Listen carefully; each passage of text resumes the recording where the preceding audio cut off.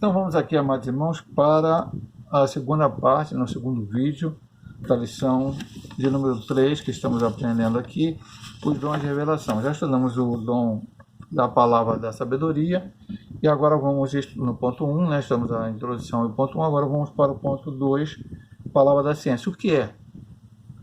Este dom muito se relaciona ao ensino das verdades da palavra de Deus, fruto do resultado da iluminação do Espírito acerca das revelações dos mistérios de Deus, conforme aborda Stanley Orton em sua Teologia Sistemática da CPAD. Esse dom também se relaciona à capacidade sobrenatural concedida pelo Espírito Santo ao crente para este conhecer fatos e circunstâncias ocultas. Então, a palavra da ciência, ou algumas traduções, palavra do conhecimento. Mais uma vez falamos, é ciência, conhecimento humano, é algo que alguém te falou, que alguém te disse, e aí você sabe, ou você aprendeu? Não. Assim como a palavra da sabedoria, é a palavra da ciência, é algo sobrenatural. Então ele fala aqui, ensino das verdades da palavra de Deus. Acabamos de falar no ponto anterior, Paulo escrevendo as suas cartas, ou Pedro, ou João, ou o próprio Judas, ou Tiago, todas aquelas cartas, todos aqueles ensinamentos. Também podemos falar, extra-biblicamente, tudo que aconteceu com os pais da igreja, que depois tiveram que tomar decisões somente com a direção do Espírito Santo. Eu já expliquei aqui no trimestre passado, outro trimestre, o que aconteceu. Há muitos relatos extra-bíblicos, né? Hoje nós chamamos de extra-bíblico, né? Fora do que a gente tem como a Bíblia Sagrada, de evangelhos. Hoje você vê aí pela internet, pela TV, Evangelho segundo Maria Madalena, Evangelho segundo Judas Iscariote, Evangelho segundo fulano, ciclano, beltrano. Tudo isso o cristianismo verdadeiro, real, não aceita como inspirado pelo Espírito Santo de Deus. Há muitas cartas que também não foram aceitas. E Apocalipse também. Pastor, como é que se chegou a essa conclusão aqui? Quando o último apóstolo morreu, João, então não havia mais ninguém daqueles que foram apóstolos e conviveram com Cristo pessoalmente. Então, quando a gente estuda a teologia, quando a gente estuda a história da igreja, então vem uma parte chamada Pai da Igreja. Aqueles que conviveram com os apóstolos, aqueles que conviveram com Paulo, aqueles que conviveram com Pedro, aqueles que conviveram com João e com outros apóstolos. Então eles tinham os relatos em loco que esses homens deram. Começou a surgir muitas heresias no meio da igreja, muita gente falando coisas que os ensinamentos de Paulo, de Pedro, de João, dos apóstolos, e aquilo que eles ouviram eles pregarem, não batiam. Então fizeram vários concílios, várias reuniões, e pediram a direção de Deus, e Deus então os orientou para que nós chegássemos ao que chamamos hoje de cânon sagrado. Cânon vem da palavra cana, que era como media-se antigamente as coisas, né? Tantas canas. Então, o início e o fim. Chegou ao seu início, que a palavra inspirada por Deus começa em Gênesis, no Antigo Testamento vai até Malaquias, que é o mesmo texto que os judeus aceitam, e no Novo Testamento, de Mateus ao Apocalipse. Essa é a palavra inspirada por Deus, e ali está. Então, a palavra de conhecimento da ciência é isso, Deus, e depois ele fala aqui, este dom também é só na capacidade sobrenatural concedida pelo Espírito ao crente que eles conhecer fatos e circunstâncias ocultas. Talvez eu possa até exemplificar isso, eu não li nenhum livro, estou falando com o irmão aqui, um pensamento meu. Os pais da igreja tendo esse dom de entender e compreender sobrenaturalmente quais eram os livros verdadeiramente que tinham a inspiração do Espírito Santo e estão até hoje para nós. Vamos para o ponto 2. Qual é a função da palavra da ciência? Por que Deus deu esse dom? Qual a finalidade dele? O dom da palavra da ciência não visa servir aos propósitos triviais, como o de descobrir o significado do tecido do tabernáculo, ou a entidade da mulher de Caim, etc. Isto é mera curiosidade humana, e o dom de Deus não foi dado para satisfazê-la. A manifestação sobrenatural deste dom tem a finalidade de preservar a vida da igreja, livrando de qualquer engano ou artimanha do maligno. Ponto muito importante para a gente entender, meu amado irmão. Então vamos lá. Palavra da ciência, que aqui diz, no ponto anterior, eu vou repetir para você, seleciona o ensino da verdade da palavra de Deus, fruto do resultado da dominação do Espírito acerca da revelação do mistério de Deus. Então temos a palavra, muitas vezes não entendemos a palavra, apenas lendo, então temos que pedir a orientação do Espírito Santo para que ele nos oriente sobre aquilo que está na palavra. Então vem aqui esse dom de Deus, a palavra da ciência. Então vamos falar muitas coisas aqui. Durante tempos apareceram muitas falsas seitas que disseram ter esses dons proféticos de discernimento de palavra, que nós vamos ver que esses profetas, ou falsos profetas, melhor dizendo, ensinaram coisas que contrariam a palavra. Jamais Deus vai dar a alguém, seja ele quem for, pastor Hélio ou qualquer outro, uma palavra da ciência para dizer, por exemplo, que Jesus não é Deus. A palavra nos mostra que Jesus é Deus. Então jamais vai haver um dom espiritual dado por Deus para não dizer que Jesus não é Deus. Não, isso é heresia. E a gente depois nós vamos ver lá no final, no último ponto, o discernimento de espírito sobre isso. Também, muitas pessoas têm se debruçado a estudar e a procurar entender coisas que a Bíblia nos deixa oculto. Caim casou com quem? Aqui ele fala sobre a mulher de Caim, né? Caim casou com quem? E daí cria-se muita coisa a respeito disso. Pastor, tem uma revelação bíblica para isso? Não. Isso é a coisa mais importante para a gente aprender. A nossa salvação depende de entender quem foi a mulher de Caim, porque nós deduzimos, é uma dedução, não uma afirmação teológica fundamentada em um ser. E Caim casou, provavelmente, ou com uma de suas irmãs, ou com uma de suas primas. Aí algum vai falar, não, por causa disso, cada um tem seu argumento. Mas isso não é o fundamental. Então, Deus não deu o dom de palavra da ciência para eu descobrir quem a mulher casou com Caim,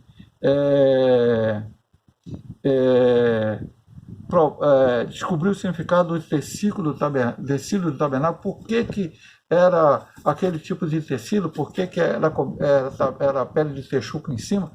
E aí as pessoas começam a criar, às vezes, uma numerologia bíblica. Eu vou até dizer uma coisa, que quando eu era jovem ainda, sem ser pastor, foi criado um livro, que é o Código Secreto da Bíblia. O sujeito pegou o texto em hebraico e, teoricamente, isso foi tudo lido, depois eu vou explicar o final. E ele pegava o texto em hebraico e, como fosse assim uma palavra cruzada, lembra até aquelas palavras cruzadas que você tem um monte de letra e você depois acha uma palavra em vertical, em diagonal, em horizontal, em vertical. E ali, através daquelas palavras, principalmente, que não estavam em horizontal nem vertical, porque aí seria o texto mesmo, mas que estavam em diagonal, ele achava coisas secretas, escondidas ali, escritas no texto original, que aconteceram depois. Quem matou Kennedy, não sei o que lá, ou coisa assim. Bom, pronto. Aí alguém falou para assim, lê esse livro. Eu não vou ler esse livro, não me interessa ler esse livro. Graças a Deus eu não li, porque anos depois foi descoberto que aquilo era uma farsa. Aquele livro foi uma farsa, era mentira. Então as pessoas começam a procurar segredos na Bíblia e revelar eles sem que Deus o tenha revelado, sem ser o mais importante. Amado irmão, eu vou até ler um texto para você. Um pouco sobre isso. Veja bem o que Deus inspirou o apóstolo São João a nos escrever no capítulo 20, versículo 30 e 31 do seu Evangelho. Jesus, pois, operou também em presença dos seus discípulos muitos outros sinais que não estão escritos neste livro. Estes, porém, foram escritos para que creais que Jesus é o Cristo, o Filho de Deus, e para que crendo tenhas vida em seu nome. Então o que está escrito aqui já é suficiente, não preciso procurar mais. Aí cria-se história que conta Jesus, porque Jesus já aparece na Bíblia. Quando nasceu, depois com 12 anos, e depois só com 30 começando o ministério. Aí começa a criar a história que Jesus, dos 12 aos 18, aos 30, ele ficou com os essênios, aprendendo sabedoria, não sei o que. Não, mas irmão, isso não está escrito na Bíblia, não existe lugar nenhum. Pode existir livros aí que falem sobre histórias fantasiosas. Então não é isto.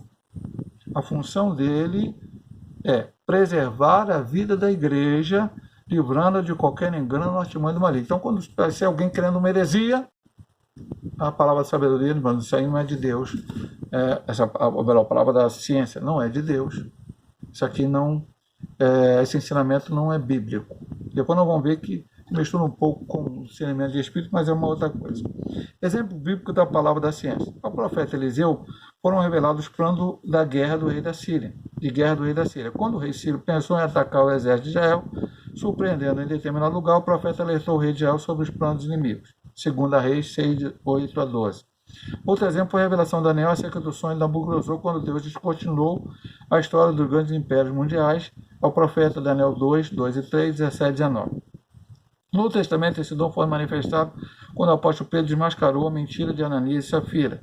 O dom da palavra da ciência não é adivinhação, mas conhecimento concedido sobrenaturalmente da parte de Deus. Então vamos para os exemplos bíblicos para você entender. Primeiro exemplo, Eliseu. O rei da Síria, falou, vou a tal lugar e vou encurralar ali, vou fazer uma surpresa ali, né? Ao rei de Israel, vou derrotá-lo. Aí Deus avisava Eliseu, revelava Eliseu revelava o rei de Israel não ia ali. Depois da segunda ou terceira vez, o rei da Síria ficou meio preocupado e falou com seus companheiros lá, com seus servos, que achava que alguém estava traindo ele, alguém estava contando. Aí alguém dos seus servos, e a gente não entende por que, como, mas disse para ele, há um profeta de Israel que revela, Deus revela a ele o que você pensa no teu quarto de dormir. Aí ele mandou prender Eliseu, a gente sabe o resultado final. Na verdade, foi o exército dele, cegou-se primeiro, levou-se a Samaria e depois deu comida a eles e eles voltaram para Israel. Então, Deus revelando algo. Mas revelou para quê? Para eu ter um benefício próprio? Não, é para o povo de Deus. Segundo, Daniel. Deus revelou a Nabucodonosor. Está vendo o sonho? Nabucodonosor esqueceu o sonho, pediu os seus servos todos para revelar aquele sonho. Não podiam revelar, porque era uma coisa de Deus. Os magos e astrólogos iam matar todo mundo. Aí Daniel pediu um tempo para orar, ele deu o tempo, Daniel orou com seus amigos e Deus revelou. Era a estátua, cabeça de ouro, outra parte de prata, tinha um pé meio de ferro, meio de barro, que aí eram os reinos, na Babilônia, Medo-Persa, Grécia, Roma, e por final, Cristo destruindo todo esses reinos, né? E ele realmente reinando. Deus queria revelar e deu essa revelação, essa ciência a Daniel sobre esse sonho para revelar não somente a Nabucodonosor, mas a nós hoje, porque quando nós estudamos o Apocalipse e a Escatologia, os dois livros principais desse estudo são Daniel e Apocalipse. E depois ele fala do Novo Testamento, e aí uma situação bem específica, Ananias e Safira mentiram para Pedro, e Pedro disse para ele, você não mentiste ao homem, mas mentiste a Deus, e mentiste ao Espírito Santo de Deus. Deus revelou para Pedro que eles estavam mentindo sobre a venda daquela propriedade, e foi dado a isso. Agora, ele deixa bem claro aqui no ponto final, não é adivinhação. Então você não tem que sair procurando um irmãozinho consagrado que tem um dom da ciência para te revelar o que vai acontecer amanhã. Se amanhã você tem que sair de branco ou tem que sair de preto, se amanhã vai chover ou se amanhã vai fazer sol, se você vai casar com a Maria ou se você vai casar com a Joaquina, ou se você vai fazer isso ou se você vai fazer aquilo. Não é adivinhação, meu amado irmão. Isso é espiritismo, isso é esoterismo. Não, aqui é Deus querendo revelar algo que será impactante na tua vida, mas para abençoar o reino de Deus. Buscar primeiro o reino de Deus e todas as coisas serão acrescentadas. Quando Deus não quer revelar, Deus não revela. A sunamita, morreu seu filho, ela correu até Eliseu, pulou aos pés de Eliseu, Geazi quis tirar ela, e Eliseu falou, não tira porque Deus não me revelou o que está acontecendo com ela. Então tem hora que Deus não revela, Deus não mostra, Deus não diz. É o propósito dele. Tem hora que ele revela, mas revela sempre para os propósitos que já vimos nos dons. Exortação, edificação e consolação da Igreja de Cristo. Vamos para o ponto 3, que é discernimento de espírito. Com a primeira subvisão 1. O dom de discernir os espíritos é uma capacidade sobrenatural dada por Deus ao crente para discernir a origem e a natureza das manifestações espirituais. De acordo com o termo grego diacrisis, a palavra discernir significa julgar através de distinguir. Ela denota o sentido de se penetrar da superfície, desmascarando e descobrindo a verdadeira fonte dos motivos. Stanley Orton afirma que este dom envolve uma percepção capaz de distinguir espíritos, cuja preocupação é protegê-los dos ataques de Satanás e dos espíritos malignos. Muito importante nos dias atuais, como ele disse no primeiro ponto. Porque hoje, meu amado, nós vimos na lição dos dons passada,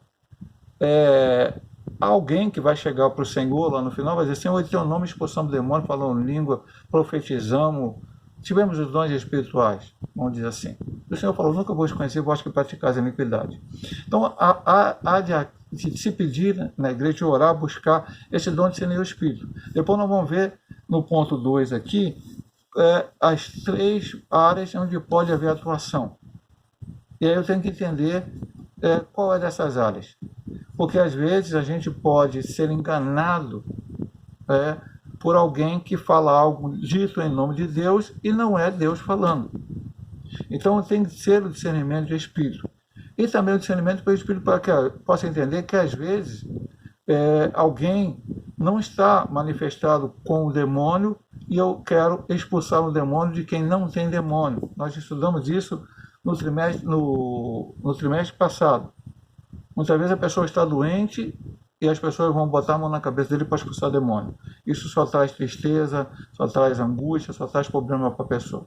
Então, discernir o Espírito. Quando o Espírito é de Deus, quando o Espírito não é de Deus. Isso é discernimento de Espírito. Ele fala aqui, julgar através de distinguir. É algo sobrenatural. A coisa, meu amado irmão, que eu vou te falar aqui. Só de você ver, olhar a Bíblia Sagrada, isso aqui não é de Deus. Não precisa nem ter o dom de discernimento de Espírito. Mas em alguns momentos é necessário, sim, e é muito importante na casa de Deus. Vamos ver as fontes das manifestações espirituais. Ao longo das Escrituras, podemos destacar 3 origens das manifestações espirituais no mundo: Deus, o homem e o diabo.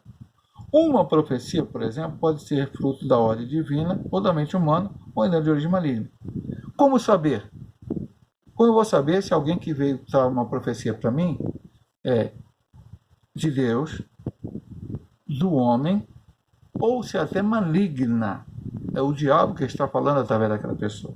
Então ele vai dizer aqui o dom de discernimento do Espírito tem um papel essencial de preservar a saúde espiritual da congregação. Segundo ensina o pastor Estevão Ângelo, que ele já citado anteriormente uma palavra de Estevão Ângelo, o discernimento dos espíritos não é habilidade para descobrir as faltas alheias. O dom não é uma permissão para julgar a vida dos outros. Aqui é muito importantíssimo também isso. O que é discernimento de espírito, pastor? É quando que, veja bem, a Bíblia diz lá, eu tenho que julgar o profeta? Não, tem que julgar a profecia. Deus pode usar até uma pessoa de forma, está vivendo uma forma errada para falar comigo. Pastor, como é que vai ser isso?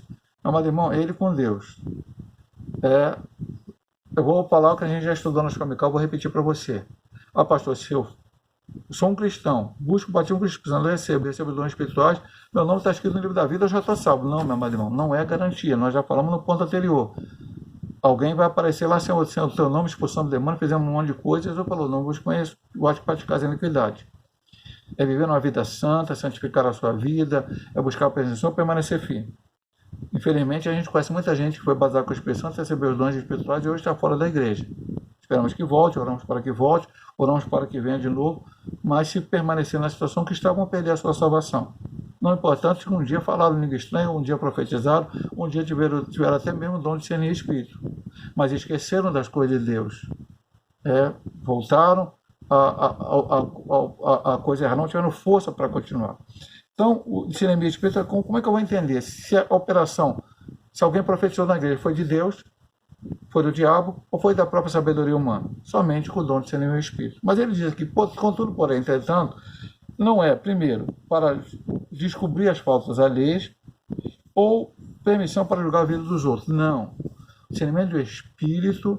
Então, pastor, mas se alguém profetiza na igreja e é de origem maligna, o que é que vai ser feito? Vai ser orado sobre essa pessoa. Às vezes vai acontecer muitas coisas, meu irmão, mas se na hora, dependendo, aí Deus vai te dar sabedoria na hora para agir. Às vezes na hora a coisa pode descambar para um outro lado ruim. Mas você não sabe onde você está, você pode estar em outro lugar, onde Deus dá um discernimento de espírito, você não está na sua igreja, está na igreja de outro pastor. Então vai ter que procurar ele e falar, pastor, essa profecia não foi de Deus, o Espírito me revelou isso. Então muita coisa vai acontecer. Mas, a priori, então eu já vi na igreja de Caxias, muito tempo atrás, alguém falar língua estranha quando era de Deus, e foi colocar a mão na cabeça dessa pessoa, e essa pessoa parou de falar língua estranha. Então, resolvido isso, o demônio está falando, primeira coisa é não aceitar. E segundo, orar para que aquela pessoa seja liberta. Sendo liberta, eu vou julgá-la? Não, eu vou orientá-la, eu vou doutriná-la, eu vou discipulá-la para que ela possa crescer e que espiritualmente que essa coisa não volte a acontecer na vida dela. E também não vou ficar julgando o outro. Eu vou orar. Sempre quando você vê a falha no irmão, ore por ele, para que Deus mude a vida dele, para que Deus até te use da forma que ele quiser, da forma como ele quiser. Deus tem várias maneiras, a multiforme graça de Deus é bastante ampla, para que essa pessoa possa ser corrigida e possa voltar ao seu ponto original, voltar ao primeiro amor. Discernindo as manifestações espirituais. A palavra de Deus nos ensina que os espíritos devem ser provados. 1 João 4:1. Toda palavra que ouvimos em nome de Deus deve passar pelo crivo das Sagradas Escrituras, pois o Senhor Jesus nos advertiu sobre os falsos profetas. Ele ensinou-nos que os falsos profetas são conhecidos pelos frutos que produzem, isto é, o caráter. Mateus 7:15-20, que é o texto já citado na lição passada, que volta a ser citado hoje. Jesus conhece o segredo do coração humano, mas nós não. E por isso precisamos do Espírito Santo para revelar-nos verdadeiramente a verdadeira motivação daqueles que falam em nome do Senhor. O apóstolo João nos advertiu acerca do espírito do anticristo que já opera neste mundo. Então, discernimento serve para isso. Como ele diz no final do ponto anterior, não é julgar a pessoa, é julgar a profecia. A profecia não bateu com a palavra, então tem alguma coisa errada. E essa coisa errada pode ser, como esteja falando de si mesmo, pode ser um espírito maligno. Então isso tem que ser corrigido, tem que ser orientado. Falando até sobre orientação, e aí não é questão de uma coisa espiritual, há um texto até que eu usei, eu preguei no seminário nesse texto. Apolo chegou em determinado lugar e começou a pegar a palavra de Deus, mas ele não conhecia muito bem, ele era eloquente, falava bem, falava de Jesus, mas não conhecia bem. Quando Priscila e Áquila viram essa situação, eles chamaram ele à parte, conversaram, orientaram, estimularam junto com os irmãos, e a Bíblia diz que ele ia, até esse texto foi citado, se não me engano, na lição passada, ele ia e falava de Jesus e convencia as pessoas. O Espírito Santo usava ele para que as pessoas entendessem pelas Escrituras que Jesus era o Cristo. Então, se a pessoa está com a interpretação errada da Bíblia, ela precisa, porque aqui ele fala, a profecia pode ser até uma pregação, um estudo, nem tudo que você ouve é de Deus, meu amado irmão. E aí isso aqui é muito importante para você entender isso. Precisamos ter o discernimento espiritual. Por isso o crente precisa ter um conhecimento bíblico. Nem tudo que você ouve na rádio, nem tudo que você ouve na TV, nem tudo que você ouve na internet, que parece ser cristão, parece ter uma aura de coisas boas, de espiritualidade, não é. Para isso você precisa conhecer a Bíblia Sagrada, a palavra de Deus. Ser bem orientado. E orar para que o Espírito Santo te revele, te mostre. Volto a falar, não é um julgamento de pessoas, mas daquilo que foi falado.